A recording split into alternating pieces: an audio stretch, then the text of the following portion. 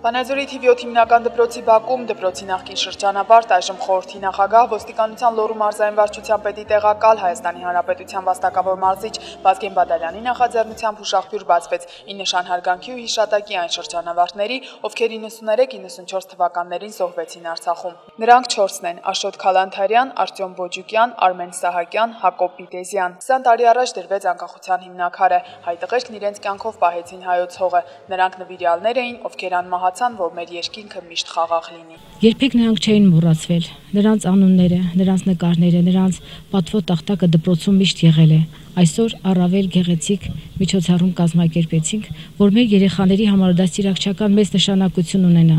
Նրանք հասկանան, որ հայրենասիրությունը լոկ բառեր չեն,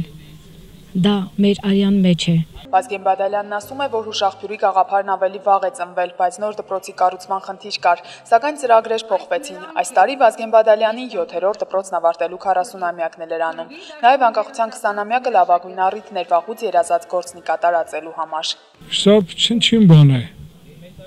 Սա երևի երեխաներին ավելի կարևոր է։ Կարևոր է նաև մի քիչ նաև ծնողներին, որ մի քիչ իրենք զգան այդ ուշադրությունը։ Մեր զինվորները պահել են մեր հայրենիքը